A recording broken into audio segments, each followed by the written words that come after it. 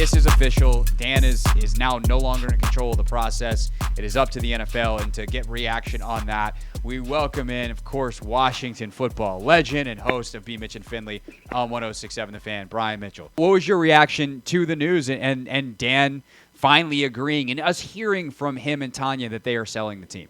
Well, I'm excited, and I kind of felt it was going to happen. I think a lot of the news we've heard over the last few weeks was people that just felt somebody got to write the other side of it. Everything was going so smooth. So, in media today, everybody got to take that opposite side. They think that, if everything's going good, they got to take the opposite side to make it good media. I don't buy that. I just think ultimately, I heard you talking just now, they never had control. They've been told basically they had to sell or else they're going to be voted out. So they finally got somebody that offered a legitimate deal, and they came to agreement with it now to move forward. And I just think the NFL been waiting on this. Now they can go ahead, agree on the all of the deal, and then move forward. Because I felt no matter what happened, Dan Snyder was not going to be the owner of this team as we move forward into next year. Yeah, I agree with you, Brian. I think what was interesting is, obviously, like the Post and Don Van Naden, Seth Wickersham at ESPN, like they're talking to owners who are giving them real quotes and real feelings of how they feel. And I just found it so fascinating throughout the process how scared they were of Dan, because I agree with you. He had no leverage. They were going to vote him out if he didn't sell. I wish they had just done it, 2 years ago, and we could be talking about football right now. But it is kind of interesting to see how it plays out, where ultimately we do get to the point that we feel like we've been building to since October, I guess, when they announced that they'd hired Bank of America. Yeah, I think, this sometimes, you got to go through the situations where, this guy's in charge and this, that, and the other. But let's be real. Dan Snyder had gotten to the point where everything was pointing against him. And the NFL knew that. And the NFL has this little fraternity where they control what happens in that fraternity. Not the government, not anybody else. So he was out. But we're going to allow you to save face. We're going to allow you to go out there and you decide what you want to do. We've heard the deal of the Brian Davis and all that crap. Come on, man. Don't nobody just luck into $20 billion, $50 billion. It doesn't happen. So when Josh Harris came in, a guy was a part owner of the Steelers. And if you start looking, Tepper, part owner of the Steelers. Other owners that got into the league, part owner of the Steelers. That's your way into the NFL. Josh Harris, the guy who owns other franchises. And then everybody brings in is worth at least $6 billion or more. And then Magic Johnson, who has a $6 billion or $20 billion smile, he comes in. You can't beat that. You just figure that Josh Harris was the next guy because in the Denver Broncos deal, they offered 4.65. He said, I'll pay 5. They didn't give him the team. You could just think then the next one was his. Right. And obviously we see now Harris willing to pay for his hometown team.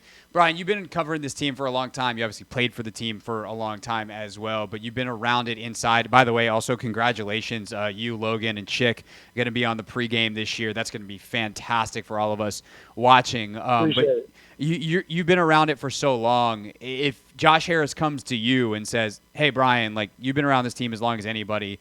You're a guy who knows what winning looks like. You've also seen what it's like in other organizations. Like you played for a guy like Andy Reid. What do I need to do? What's your to-do list that you would advise Josh Harris to work on pretty immediately when he gets in as the owner of the Commanders? Well, first off, hire football people that can handle the job.